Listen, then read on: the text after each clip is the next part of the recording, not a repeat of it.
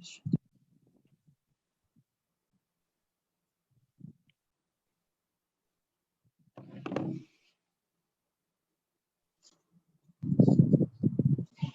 right. Hello, everyone. Welcome to 7 Gen Live. I'm your host, Jillian Waln. Unfortunately, Mike Crate is not with us today, but of course, he's still working. That man is always working. We hope he's having an awesome Friday. But welcome, everyone. Today, I have with us Michelle and Keenan from the Tatanka Food Sovereignty Program. Hey, guys. How are you doing? Hi, Jillian. We're doing good. Hey, what's up? Doing okay. Hanging in there. It's Friday. Yeah. Are you guys excited for it being Friday? To me, it doesn't really feel like a Friday. Just like, I don't know what day it is anymore. Yeah, I'm excited. It always. It's Friday. It's Friday. So where are you guys at? It doesn't look like a normal setting to me. Where are you at? We're at the Keowapala Garden, the Three Sisters Garden, kind of like right behind Turtle Creek, like exactly behind Turtle Creek. We're up here in the Geodome today. Nice. Live So from the Geodome. for those of you who are watching, I'm sure you cruise by Turtle Creek all the time and you see that silver dome sitting there off to the right when you're leaving Mission. And that's exactly where they're at. So what is it like in there? Is it chilly? Is it warm? Is it hot? Right now, it's pretty hot, like real warm today. So It's like 68 degrees exactly. it's nice in here. Nice. So how does it work? Because I don't know, I'm embarrassed to say, but I really don't know much about gardening. Is there like a temp control in there, or is it just all natural?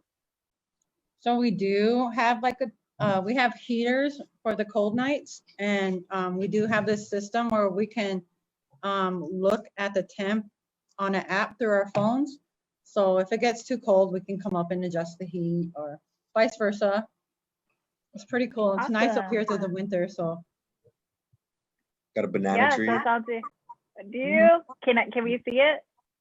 Yeah, try it. Yeah. On a laptop, so hang on. Okay. You guys see it? Ooh, nice. It's actually a lot bigger in there than I thought it would be. Yeah, it's actually really spacey in here. yeah, so what kind of plants do you have in there? We have a few other trees too. We have a lemon and lime tree. We have a hibiscus tree. We have a palm tree. Fig tree. Fig tree, yep.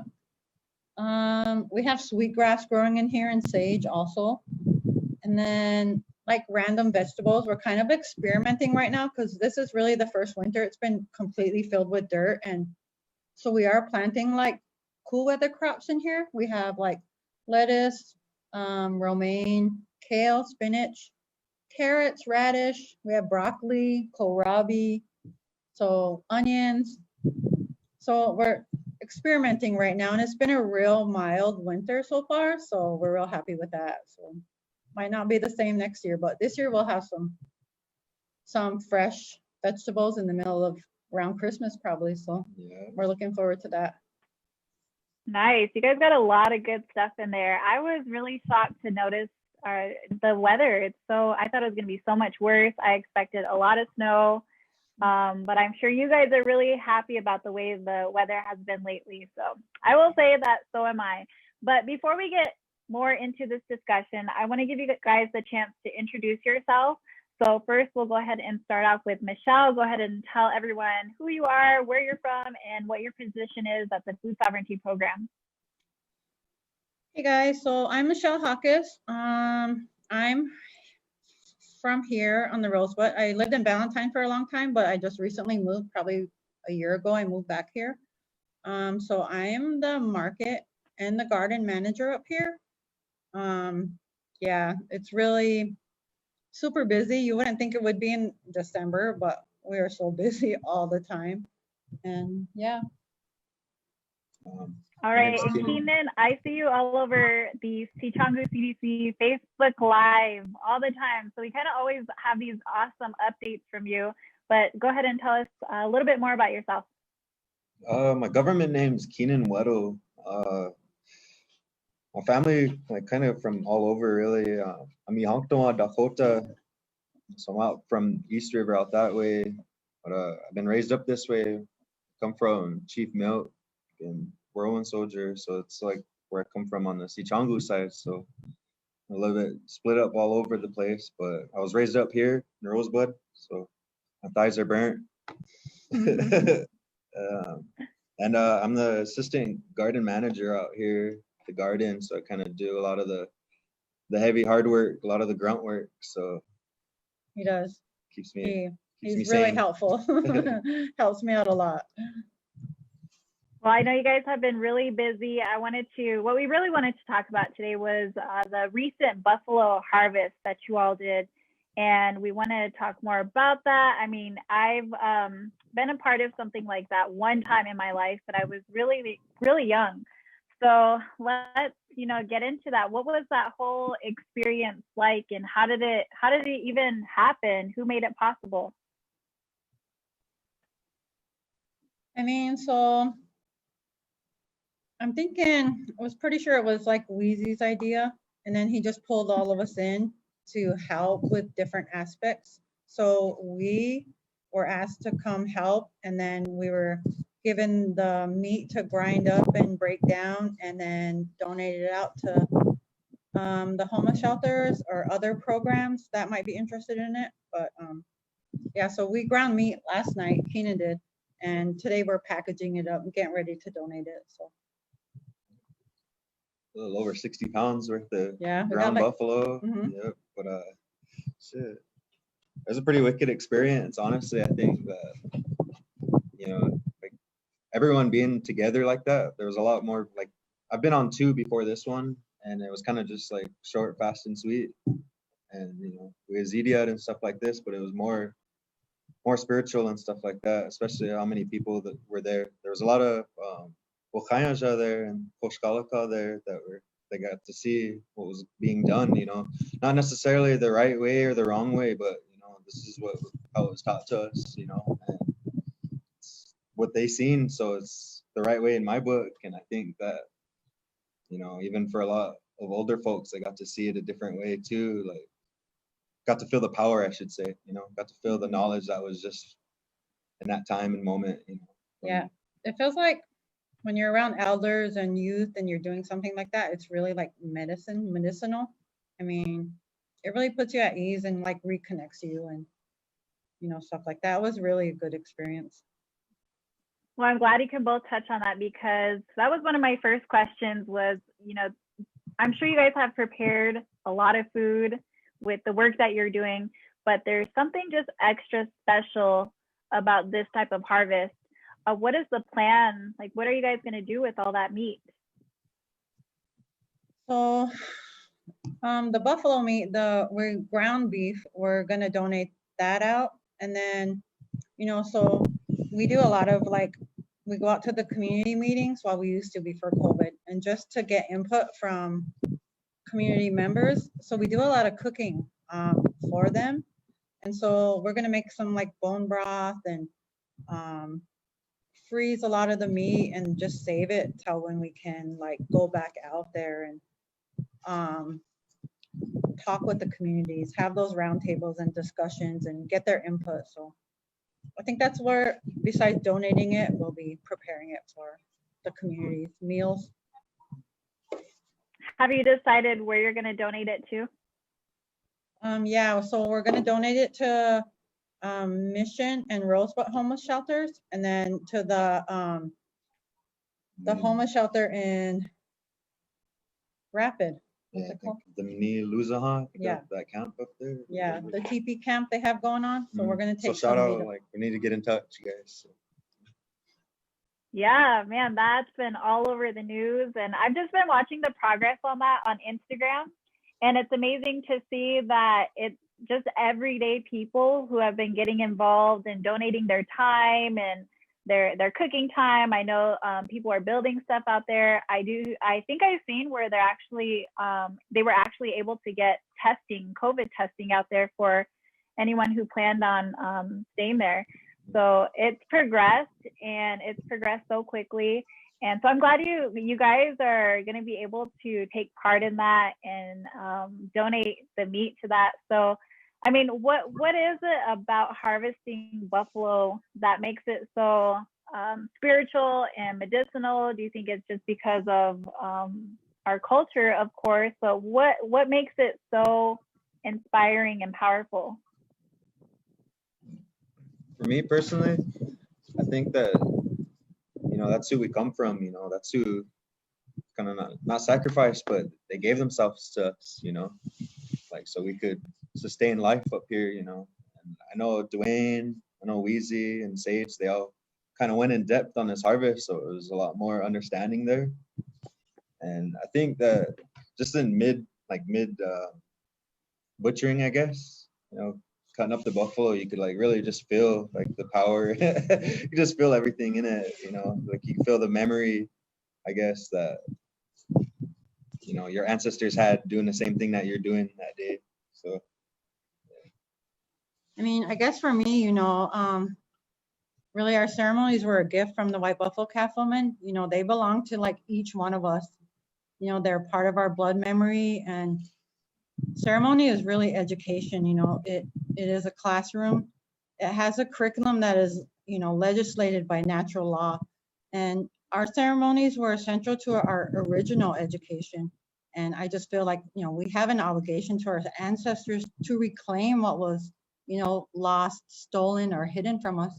And we do need to arm ourselves with that ancestral knowledge and, just start the process of healing ourselves, because they say when you heal yourself, the people around you also start to heal. So when we reclaim our traditional pathways back towards food, I think that's really healing and, finding your way back to your language, culture, back to the circle once you start taking those, traditional pathways. Michelle, I know you've been a part of this program for some time now. What is it about food sovereignty that is so important to you? Why are you in this field? Why are you so passionate about it?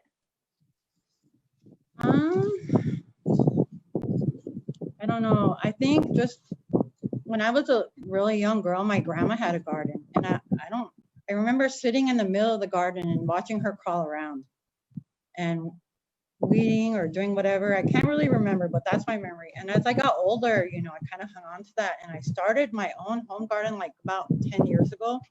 So I did start producing food for my family, and it's a really good experience, and then I found, Mike, and I was trying to get out of my comfort zone. So I reached out to Mike, and he was like, yeah, come on. So I've been here for like about 3 years now, maybe. And it's really been a fulfilling experience. Just, it takes a lot of patience and hard work, but it's really worth it in the end. Yeah, I think it's important you mentioned that, because those who want to be more into food sovereignty, they think that they have to know everything about it, and it feels overwhelming because you don't know where to start. But you had mentioned like you had a home garden, over 10 years ago, and it starts out like you could start out small. You don't have to know everything about it. What about you, Keenan? I know you're a little bit newer here to the food sovereignty program. So have you always been passionate about food sovereignty, or what's up? Actually, I was really, really uneducated, honestly. Hey. And I think that, being employed with this company and with this movement, I think that I got a really good understanding, more than I had 6 months ago. So I think knowing that I want my grandkids to be able to, do what I'm doing here and be able to teach their people, teach the next generations the same exact thing, because, poverty and all that stuff was oppressed on us and stuff. We were starved, back then. And for to get on our own 2 feet and just say, hey, we're not gonna take it no more. We're just gonna grow food and eat it, give it to the people, for free. And I think that food sovereignty is gonna just be the new movement, not food sovereignty at a whole, but just sovereignty for all people. Yeah, I love it. It's amazing to see that just being able to harvest our own food and learn about the way our ancestors used to handle food, it gives us a lot of power back. And I mean, normally you wouldn't think that, like, you know, you have to eat, you know, you have to take care of, you know, water and food, but it really does give us a lot of power back in our hands. So talking a little bit more about the buffalo though, what is it that, you know, we know we've learned a lot from the buffalo, but what are some qualities you think we'll start bringing back to this new generation by, you know, working with the buffalo? You know, we're now raising buffalo here on the Rosebud Sioux Tribe. You guys are now harvesting it on your own. So what are some qualities that we can now bring into this new generation? Qualities. I'm thinking kind of like, does it bring teaching such as patience? Does it, what kind of qualities do you think we can take from working with buffalo to our new generation of kids? I think really just educating as many youth as we can on, you know, how to actually harvest a buffalo and then to process it, in terms of like spirituality, adding that ceremony into it and teaching as many kids as we can and having them hold that knowledge and teaching it to, you know, their kids and their grandkids, and just reviving that tradition of being, you know, buffalo people. I know that Awesome. I know during the Go ahead. harvest, excuse me, sorry about that.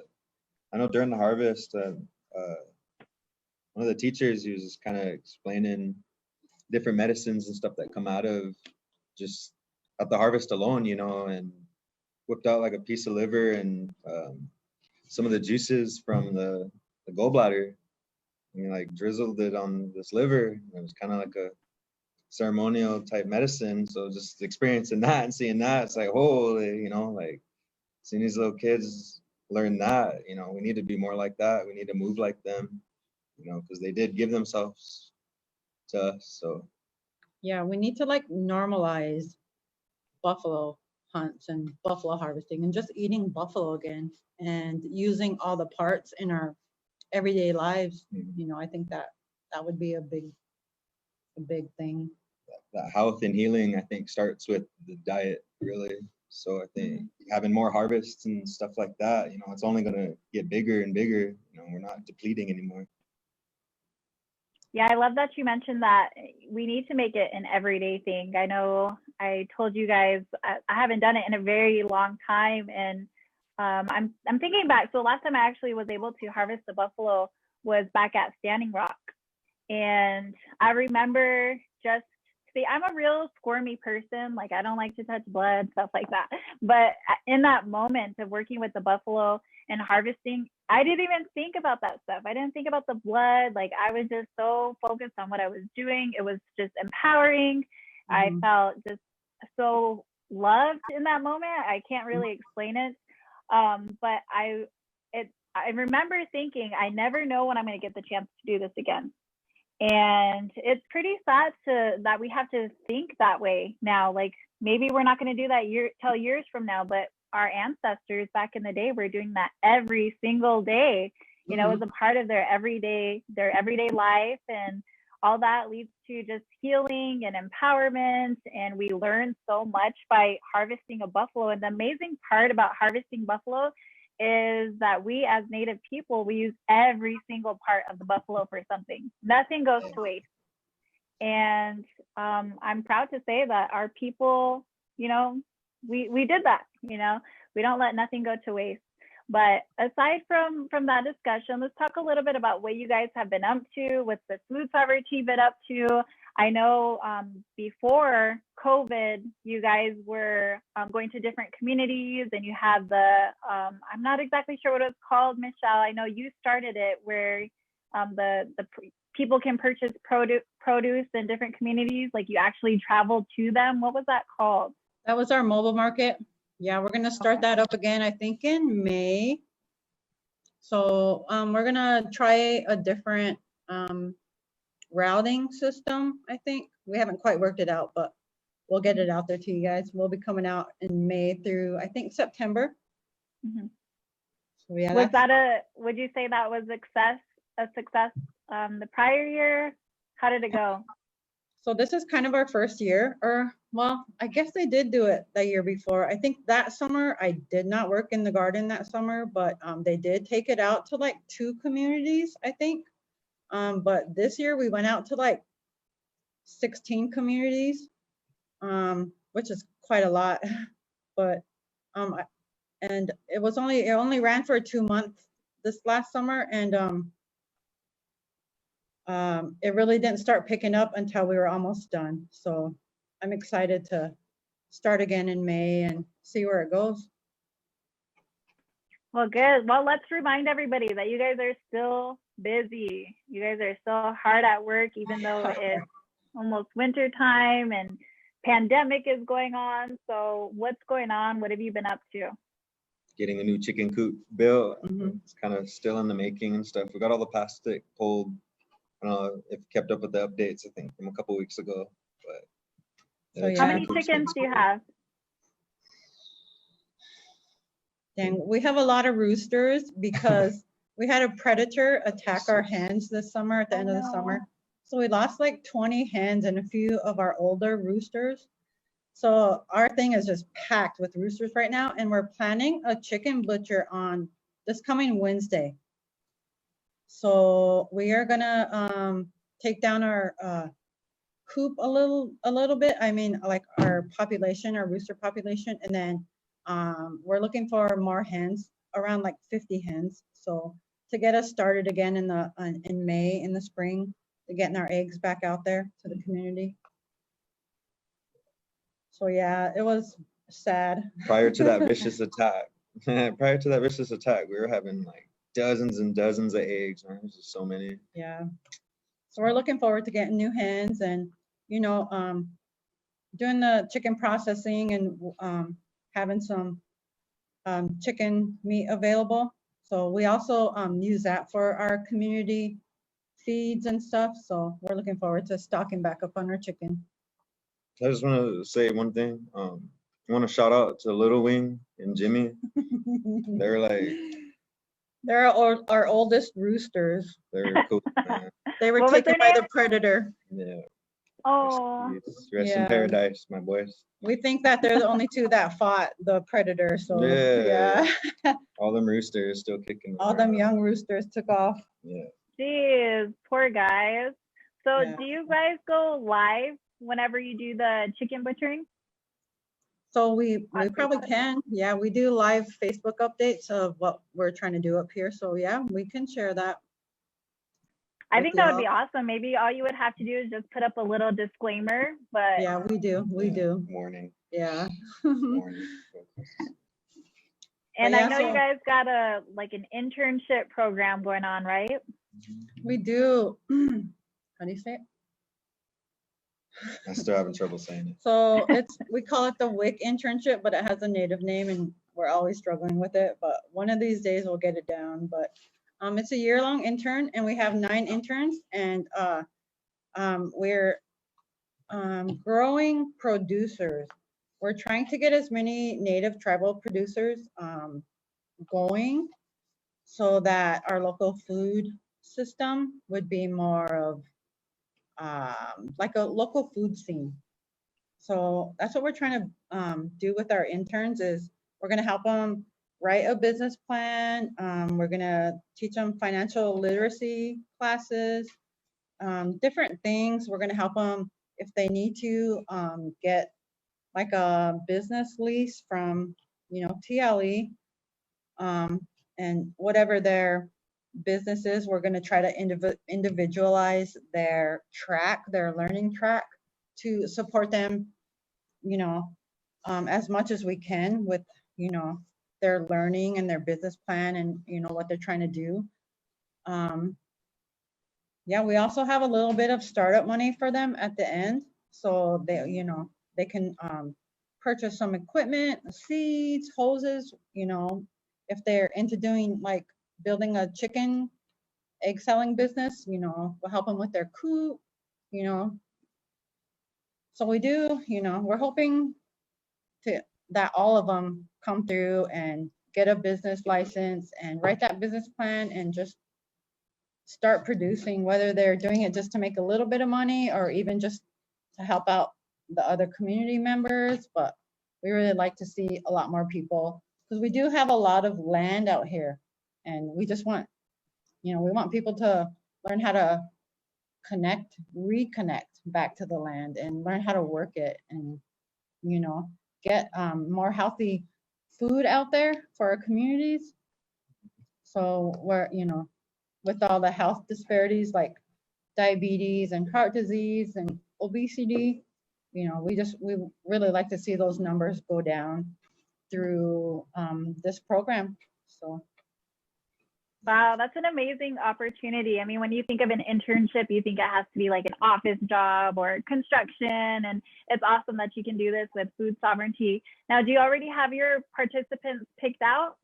So we do. We got started a couple weeks ago, and each one of them are going to have like a 20 by 20 plot in our garden up here, and they're going to learn the process of, how to build that garden bed, how to, start your seeds indoors, and transplants and direct sowing, and just, if they want to grow tomatoes, we'll focus on that for that certain individual who wants to maybe feature their tomatoes at like All Stop and Rosebud or Buoys. We're trying to build the pathways and break down them barriers for our producers to be able to, get their food out and into businesses and stuff like that. So